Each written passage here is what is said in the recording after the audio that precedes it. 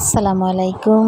কেমন আছেন সবাই? আশা করছি ভালো আছেন। আলহামদুলিল্লাহ, আল্লাহর রহমতে আমি অনেকটা ভালো আছি। আজকের ভিডিওটা ছিল আগের শুক্রবারে ভিডিও করে তারপরে আপলোড করা সম্ভব হয় না।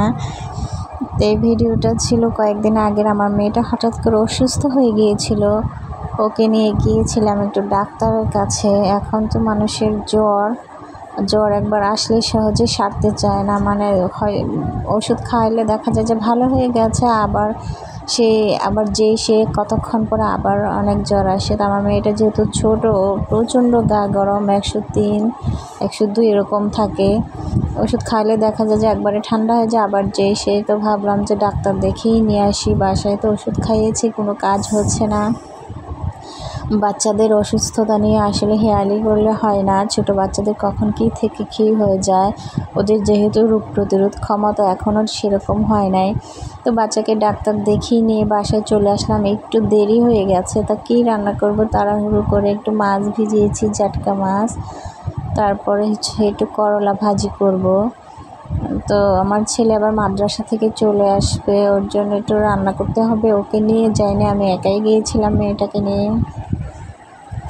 আমার হাজব্যান্ড তো অফিসে থাকে, ও আসলে সংসারে তেমন সময় দিতে পারে না। আসলে গার্মেন্টসে ডিপার্টমেন্টে চাকরি করলে সংসারে তেমন সময় দেওয়া হয় না। আসলে বেশিরভাগ কাজ আমিই করি, ও অনেক বেশি প্রেশার কাজ করে, তো তাই ওকেও আমি বাসা থেকে তেমন একটা প্রেশার দিতে চাই না। যতটা পারি আমি নিজেই গুছিয়ে নেওয়ার চেষ্টা করি, আর আমার সমস্যাও হয় না। আমার এখন মানিয়ে নিয়েছি সব কিছুর সাথে।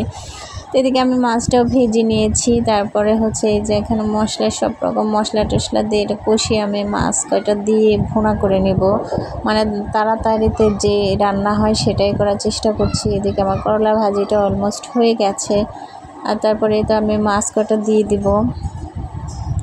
তো বেশি দেরি হয়ে গিয়েছিল বলে মেয়েটার জন্য ওষুধ আনতে পারিনি, ডাক্তার প্রেসক্রিপশন লিখে দিয়েছে। আমি এখন রান্না টান্না করে আবার নিচে যাব ওর ওষুধ আনতে।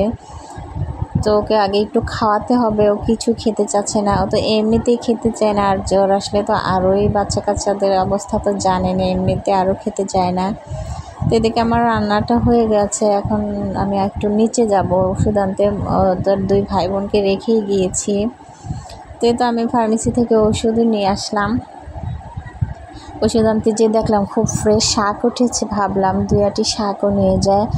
এখন তো বর্ষাকালে শাক তেমন পাওয়া যায় না, তো দেখলাম খুবই সুন্দর সুন্দর শাক, তাই আমি 2-আটি লাল শাকও নিয়েছি এখান থেকে। তো শাকের তো এখন অনেক দাম। তো আমি বাসায় চলে এসেছি, আমি 2 হালি ডিমও নিয়ে আসলাম। তো আমার মেয়েটা কিছু খাচ্ছে না বলে আমি ওর জন্য একটু বড়ের আচার নিয়ে আসছি। এগুলো যদিও খাওয়ায় না, তো এখন কান্নাকাটি করতেছে বলে একটু দেবো যদি খায়। তো আমি শাক নিয়ে আসছি। তো তারপরে আজকের মতো আল্লাহ হাফিজ।